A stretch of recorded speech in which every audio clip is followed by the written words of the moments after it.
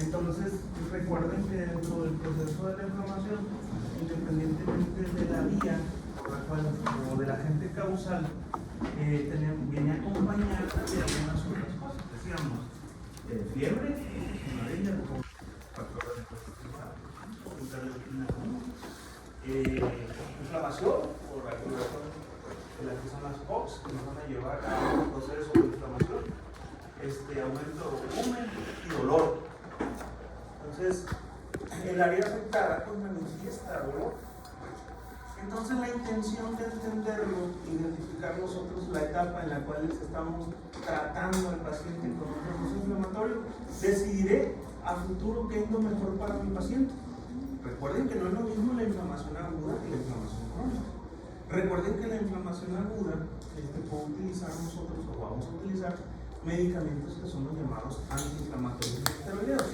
¿Por qué? Pues porque tienen varias particularidades de estos medicamentos, de ser analgésicos, de ser antiinflamatorios, de ser antipiréticos, pero pertenecen a un grupo muy importante que se llaman analgésicos, ¿sí? Todos los que vamos a mencionar dentro del grupo de los AINES tienen la capacidad de ser analgésicos. ¿Qué es esto? Pues quitan el dolor. Dentro de los analgésicos están aquellos que son los opiáceos. ¿Qué me dan a entender con analgésicos opiáceos? Pues que derivan del opio, ¿sí? Y por lo tanto, el umbral o la característica de potencia es alto. Entonces, si yo comparo diclofenaco con morfina, pues hay un mundo de diferencia, ¿sí? Entonces, estos serán analgésicos que van de leves a moderados. Yo digo, si el paciente tiene mucho dolor, como es una fractura expuesta, o tiene mucho dolor como es un proceso de quemadura por electricidad, o simplemente la quemadura que se hace uno por fuego directo, hay mucho dolor, entonces voy a utilizar un fármaco que sea acorde a esa umbral del dolor que tienen con los pacientes. Y si el dolor es muy manifiesto, entonces no le voy a poner ketorolaco ni diclofenaco, mejor le pongo un derivado morfínico. ¿Por qué? Porque es de los más altos en relación a control del dolor, ¿sí? Entonces, eso es nuestro trabajo y por eso en estas clases que identifiquemos en qué etapa estoy viendo el proceso de inflamación en el paciente. ¿Cuáles son los signos y síntomas que acompañan al proceso de inflamación? ¿Y cuáles son? ¿Es fiebre? ¿Es inflamación? ¿Es dolor? ¿Sí? Es agregación plaquetaria, porque recuerden que otra de las facultades que tienen los antiinflamatorios no esteroideos es que inhiben la agregación plaquetaria. El caso más especial es la aspirina.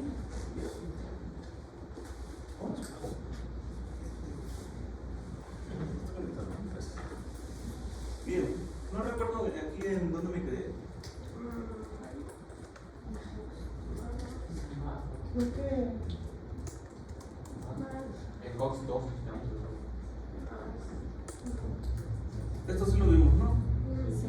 Muy importante, anótenlo esto.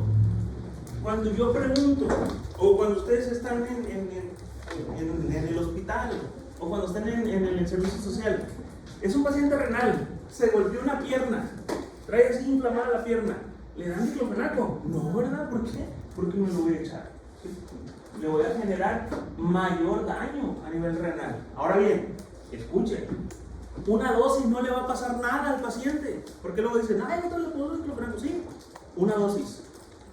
El problema con estos es la prolongación del tratamiento. No está peleado el que yo le ponga el dolor, traigo mucho dolor, pero me golpeé, soy un paciente con insuficiencia renal, me pongo una dosis, no le va a pasar absolutamente nada al paciente. El problema es cuando abusamos o cuando manejamos estos analgésicos o estos antiinflamatorios por un largo periodo. A eso se refiere este diapositivo. Los sitios donde nosotros encontramos COX-1. COX-1 es de liberación, ¿de qué tipo? ¿Secreción? Constitutiva o constante, también es correcto. ¿Y el COX-2 es? ¿Qué es? No constitutiva. No consecutivo porque se va a dar más en procesos inflamatorios. Pero es que esta sí va a ser más constante, pues se va a estar produciendo. Por eso es constitutiva. ¿Y la otra cómo se le llama? Inducida por inflamación. Entonces, estas dos enzimas o estas dos ciclooxigenasas es el blanco de los antiinflamatorios no esteroideos. Ahorita vamos a ver un esquema en el cual pues mochamos el proceso de la inflamación. Recuerden, si mochamos el proceso de inflamación quiere decir que también vamos a interferir con el proceso de curación. Porque recuerden que el proceso de inflamación es ¿para qué? Para solventar el motivo por el cual el paciente hizo un proceso de inflamación. Y luego que cicatricen, ¿verdad? Si yo lo inhibo, entonces voy a inhibir esa otra parte. Recuérdenlo también. COX-1 es constitutivo. En moléculas de COX miren casi 70.000 kilodaltons o 70 kilodaltons, perdón. ¿Qué les parece? ¿Qué les recuerda? Muy bien, al tamaño, los orificios del oído glomerular. Muy bien. Es correcto. Entonces, existe un canal dice, que permite la entrada del ácido araquidónico, que al fin y al cabo, pues es el que se va a descomponer para formar los diferentes tipos de reactantes de la fase aguda del proceso inflamatorio. La COX-2 tiene como función mediar en los procesos de inflamación y la señalización con prostanoides. Fíjense bien, muchos de los autores de los libros de medicina que hablan específicamente de la COX-2 mencionan que esta es la función correcta antiinflamatoria, antipirética, analgésica, está mediada por la COX-2. Recuerden que los AINES, el grueso de ellos, son inespecíficos. ¿Qué quiere decir esto? Que afectan tanto COX-1 como COX-2. ¿Sí? No les importa, ¿no tienen cuántos son? No, pues dos, COX-1 con sobre ellas, y la inhiben.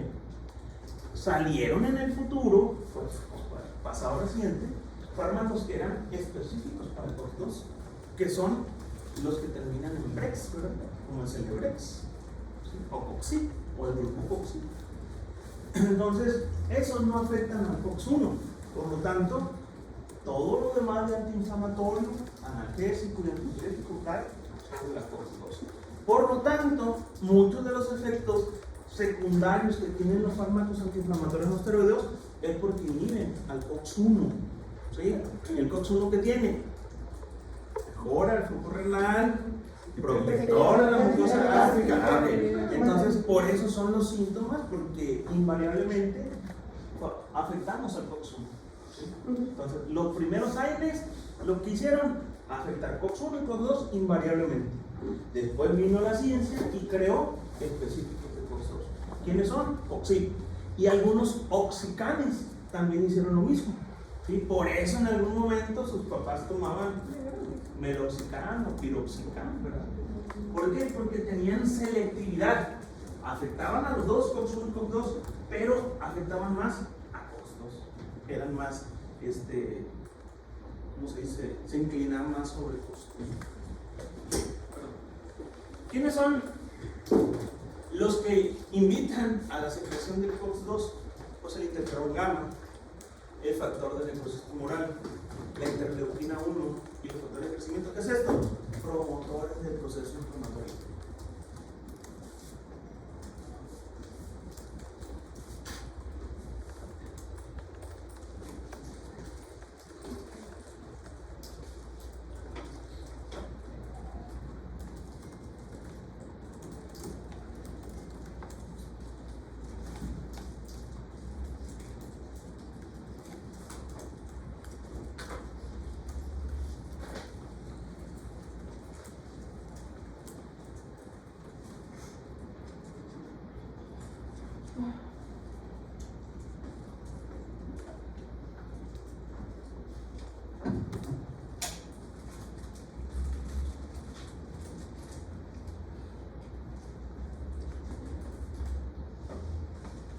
¿Ya?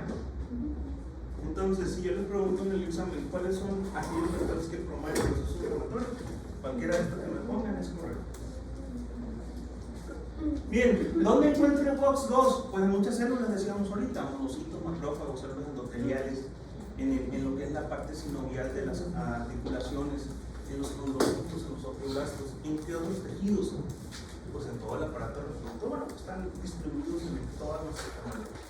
Bien, pues aquí está una muestra en resumen, en una gráfica, de lo que es el proceso inflamatorio. Entonces, el proceso inflamatorio es captado por los receptores o bien por la continuidad que tienen o el contacto con la membrana plasmática. Entonces el autor nos dice que todas estas moléculas o estas esferas de diferentes colores son promotores del proceso inflamatorio. ¿Qué pueden ser entonces? Interleuquinas, interferones, bueno, todo lo anterior. De tal manera pues que esto al estimular nuestra célula va a reaccionar. ¿Va a reaccionar de qué manera? Bueno, pues empezando a lastimar a quiénes. Fosfolípidos, muy bien. ¿Y por qué los fosfolípidos? Pues es de los componentes que más tenemos en nuestra membrana celular y en nuestro organismo. Y entonces a través de diferentes fosfolipasas vamos a producir a través de ellos o a través de algún otro de esta sustancia que es mediadora al ácido araquidónico. ¿Sí? Aquí este ácido araquidónico, léanlo en el gano, ¿sí? Con el gaito, tiene el tamaño molecular que tiene. Y entonces, a partir de aquí, si utilizamos nosotros las LOX, ¿sí? Lipoxigenasas, que nos van a generar ¿qué? Leucotrienos, muy bien. Y en este caso, o las COX, que es la otra grupo enzimático que puede actuar sobre quiénes, sobre el ácido araquidónico. Entonces, en este caso, el autor nos dice, como el blanco de estos fármacos, de los AINES, van a ser las COX, entonces el autor nos pone COX, nada más, ¿de acuerdo? Y decíamos que existen hasta 3, dicen los autores, pero a nosotros nos va a interesar estos 2 primeros, COX1 y COX2, ¿sí? ¿Sobre quiénes van a ir mayormente? Sobre el COX2, ¿sí? Que es quien hace el proceso inflamatorio. Si lo inhibimos, entonces disminuimos ese proceso inflamatorio. La actuación sobre COX1 me va a dar los síntomas del uso de los AINES: dolor de panza, úlceras gástricas, sangrado digestivo, problemas hemorrágicos. Si yo tomo mucha aspirina, me dará problemas de alargamiento de tiempos y voy a estar con sangrados constantes. Y en las mujeres vamos a tener dismenorreas o polimenorreas. ¿Sí? Ok, entonces el actuar de ambas COX, olviden el cuadrículo azul, me van a generar prostaglandinas, ¿verdad? La prostaglandina entonces se van a convertir en tromboxanos, prostaglandina I o prostaglandina E. Y aquí viene el proceso de ¿qué? De dolor, de inflamación, fiebre, limitación de movimiento, remodelaciones, ¿sí? Si lo dejo correr hasta aquí. Pero pues como yo ya sé de medicina y hay naproxeno en la casa, pues ¿qué hace el naproxeno? Me inhibe las dos. No es selectivo de uno, inhibe las dos. Y entonces aquí dice antiinflamatorios no esteroideos que actúan sobre ambas, COX1 y COX2. Pero hay uno selectivo y aquí dice COX2 inhibidores, que dice que va a actuar sobre este y por lo tanto no voy a afectar la función renal y no voy a afectar tampoco la mucosa gástrica, ¿sí? Si yo soy selectivo con COX2. Pero si no, si voy a atacar a ambas, entonces voy a tener esos síntomas que no queríamos que se presenten. Entonces de aquí para acá ya no va a existir si yo lo inhibo, ¿sí? Preguntas de eso. ¿Sí está claro entonces la imagen? Excelente. Bueno, aquí viene otro mecanismo de acción. ¿Qué vamos a hacer con el ácido araquidónico? ¿De dónde viene el ácido araquidónico? Fosfolípidos a través de las fosfolipasas. Nos van a dar que es la materia prima. ¿La materia prima de quién? De todos los mecanismos o las sustancias que son proinflamatorias. Ok. Entonces, si vamos por las vías de las COX, nos van a dar esto. Si yo lo sigo normalmente, entonces voy a tener que la COX la voy a encontrar en el estómago, en el intestino, en el riñón y las plaquetas. ¿Qué hacen aquí? Bueno, pues la COX1 me genera protección de la mucosa gástrica. A nivel del intestino nos ayuda a la motilidad. A nivel del riñón me mejora el flujo esplácnico renal. A nivel de plaquetas me ayuda a que las plaquetas se peguen a las lesiones que tienen los órganos. Eso es lo que hace. Entonces, si yo lo inhibo, altero todo esto. Entonces, ¿qué hace la aspirina? Es un inhibidor de la lesión plaquetaria. ¿Sí? Entonces, ¿qué se va a ver afectado más? Pues ahí está. No se hizo para eso. Se encontró que era un resultado buenísimo para la lesión plaquetaria. Hoy en día es de los mejores. ¿Sí? ¿Quita el dolor? ¿Quita la fiebre? Sí, también la quita la fiebre. Pero ¿qué dice el paciente cuando se toma 3? Estoy aumentando mucho la panza. ¿Por qué? Porque estoy inhibiendo la protección a través de la generación de glucosa. Bueno, entonces, el uso de los antiinflamatorios no esteroideos me va a generar una inhibición del COX-1 y de sus efectos sobre los diferentes órganos y sistemas. La COX-2, entonces, me regreso. Los AINES comunes y corrientes afectan COX-1 y COX-2. ¿Sí? Entonces, si afecta la COX-2, entonces voy a tener una alteración también en la línea celular. Recuerden que si yo soy vago y mitotero y me dicen que allá en Nuevo Horizonte hay una fiesta porque el Luis la está ejerciendo, le digo a todos, me llevo bien con los del primer grupo de medicina. ¡Hey, vamos! Les mando un mensaje que nos vamos a ir a ver con el Luis Miranda. ¿Sí? Y si aquí hay varios mitoteros, igual que yo, aunque les gusta la fiesta, pues se van a ir. ¿Qué son esos? Factores quimiotácticos. ¿Sí? Entonces, cada uno de ellos forman factores quimiotácticos. ¿Para qué? Pues para hacer más minutos y entonces promover más fuertemente el proceso inflamatorio. Si yo los inhibo, entonces da cuenta que me quitaron el WhatsApp o no tengo línea. Entonces, estos tampoco van a llegar a mantener y promover el proceso inflamatorio. ¿Sí? Entonces, también eso hace un simple diclofenaco o una proxen o una mejoralita. No son los únicos, les decía también que existen aquellos que inhiben exclusivamente a la COX-2, Celebrex, por ejemplo, ¿sí? Que son fármacos nuevos, entre comillas, muy caros cuando los compran de patentes, pero que son efectivos. Y aparte, nosotros en medicina utilizamos mucho los glucocorticoides, pero recuerden, si recuerdan ustedes, el proceso que lleva la unión de los glucocorticoides a los receptores nucleares. ¿Sí? Entonces, los glucocorticoides tienen que ver específicamente con receptores nucleares. Y eso me lo afecta todavía más alto, lo que es la promoción de formación de COX-2. ¿Sí? Los glucocorticoides son muy buenos medicamentos cuando estamos hablando de un proceso inflamatorio en agudo. Nosotros lo utilizamos para eso. Pero no lo podemos utilizar por mucho tiempo porque tienen otros factores que son efectos adversos. Luego le sale el cuello así muy grande, se le sube la panza, no crean que soy yo. Y luego le sale por mí, entonces no es necesario. Bien. Entonces, esta es otra imagen, pues blanco y negro, pues el creador es más tronado, no teníamos que ponerle color, pero es más o menos lo que acabamos de decir. Bien. Pues nuevamente, utilizando pues nosotros las grasas que tenemos en la membrana celular a través de la fosfolipasa y nos genera pues el ácido araquidónico y toda la cascada de sustancias moleculares que son proinflamatorias. Bien, con esto concluimos esta parte. Hay otra clase ahí. Está abierta, doctora. Si quieren. Esa es.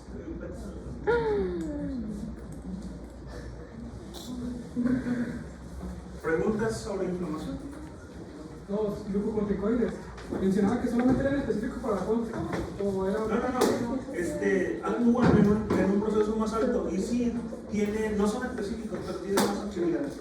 Como te decía también, los oxicam son más afines sobre COX-2. Sí afectan COX-1, pero el grueso va sobre COX-2.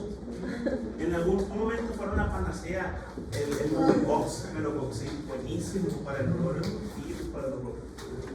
Pero salieron del mercado. ¿Alguien más? Entonces, con eso concluimos el proceso inflamatorio como un evento fisiológico. ¿No hay preguntas? Bien, entonces. Yo leí, siempre se inicia el proceso inflamatorio, bueno, mediante los receptores acoplados a proteínas G, solamente con esos. Porque yo leí de que, no, pues el proceso, o sea, inicia con un estímulo, ya sea mecánico, químico, lo que sea, se acopla, bueno, a receptores de proteínas G, que son un mensajero del inositol y que llega al retículo endoplasmático. Esa es una parte fisiológica, pero aquí lo importante es que el disparador es el agente causal. Pero puede ser con cualquier tipo de receptor. Con cualquiera de ellos. Mayormente es unos acoplados. ¿Alguna otra pregunta? Bien, entonces, los Ailers pues, nos han acompañado durante mucho tiempo, hasta la fecha, pues seguimos, sigue siendo el caballito de batalla de todos nosotros. En algunos países no tienen la misma perspectiva que tiene México. En algunos países no utilizan fármacos que nosotros utilizamos, o viceversa, nosotros no utilizamos los que ellos utilizan. Pues recuerden que seguimos siendo un país de tercer mundo. En este caso, pues, el que más común nosotros tenemos en nuestra casa es la aspirina. Y la aspirina hace bastante tiempo que se empezó. ¿Ustedes cómo creen que empezó la aspirina? Como un árbol. Antes de un árbol igual, los romanos, algo así. ¿Cómo? Los romanos pasaron a aplicar la corteza de los árboles de sauce, algo así.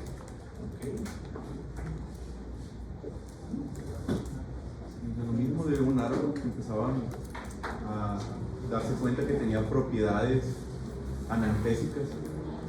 ¿Sabes cómo se llama? El árbol. ¿Qué tipo de árboles? Bueno, entonces, esto pasa en países europeos, en los cuales esa planta es endémica, le dicen el sauce blanco,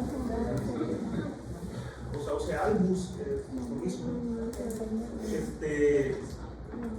Efectivamente, como los romanos fueron invasores de gran parte del mundo, se dieron cuenta de que algunos animales mascaban, así como los de la coca, mascaban la corteza y pues, les aliviaba ciertos síntomas y empezaron a imitarlos. Después, como pasó el tiempo, encontraron una empresa farmacéutica que esa corteza tenía, estaban buscando otra cosa, no sabían qué se iban a encontrar. Y después de un proceso de purificación, se dieron cuenta pues, de que había una sustancia. Esto lo hacían, arrancaban la corteza del sauce. Aquí tenemos, ¿no? Si ustedes van a San Miguel, cuando vayan a los judíos, pues allá agarran sauce llorón y esa orina propiedades analgésicas. El caso es que lo pulverizaron, formaron una sustancia que era el polvo y lo empezaron a poner en sellos, o lo empezaron a poner en pequeñas cantidades como unitarias, ¿sí? Y entonces empezaron a modificarlos y empezaron a encontrar pues, que tenía características de que quitaba el dolor y de que quitaba la fiebre. Y entonces, después de eso, uno de los científicos que tiene el grupo, ¿qué grupo es? ¿Qué tiene aspirina? Bayer, ¿verdad? Estaban en sus etapas iniciales, ellos identifican al ácido salicílico, pero ese era un problema serio, porque el ácido salicílico tiene más que nada características agresivas para nuestro organismo. ¿Y qué hicieron? Pues lo acetilaron, ¿verdad? Entonces ya se convierte de ácido salicílico en ácido acetilsalicílico. Ahora bien, el ácido salicílico es muy bueno en enfermedades dermatológicas, ¿verdad? Como es la seborrea. Aquellos pacientes que tienen la seborreico, les hacen como una especie de, ¿cómo les llaman? Cuando una abrasión, ¿sí? Es una dermoabrasión. Bueno, pues así no les servía. Y uno de los científicos, que eran los encargados del proyecto, lo acetilan y entonces convierte el ácido acetilsalicílico. Hoy en día pues es conocido como aspirina. Y pues por eso la ciudad crece de una manera importante, que es en ciudades muy bien. ¿Y qué otra? Nos llevaron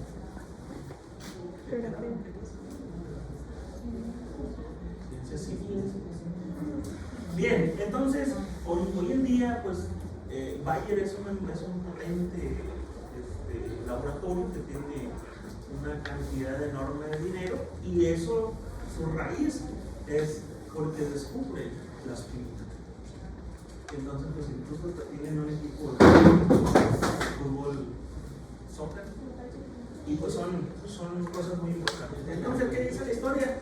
Que en expansión desde los años 70 empiezan a identificar cuál es la opción terapéutica mejor para los pacientes que están cursando con un proceso inflamatorio en agudo o con un proceso inflamatorio en crónico. Siempre vas a hacer una disyuntiva. ¿Qué vamos a utilizar en agudo y qué vamos a utilizar en crónico? Dice uno, bueno, pues va a depender de cada una de las patologías. Esto hace pues de que nosotros tengamos mejor un conocimiento más estrecho en relación con los fármacos que tenemos a nuestra disposición. ¿Sí?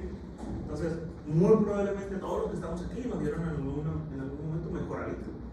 ¿Sí? Salían en las anuncios de televisión, mejoralito, salía un monito pequeño con una camisa naranjada y se tomaba una tabletita o una gomita. Una más, doctora, ayúdame por favor. Entonces, cuando ya se hace un boom acerca de las diferentes sustancias farmacológicas que nos ayudaban durante el proceso inflamatorio, pues entonces cada una de las empresas, acuérdense, el ganar el patente era traducir en que yo iba a tener dinero. ¿Sí? Si aquel se me ganaba, entonces él iba a tener dinero en un producto y yo me tenía que esperar 10 años para poder reproducir esa misma fórmula. De tal manera que empezaron a estudiar los mecanismos de acción y se dieron cuenta pues cómo era posible que estos fármacos mejoraran el proceso inflamatorio.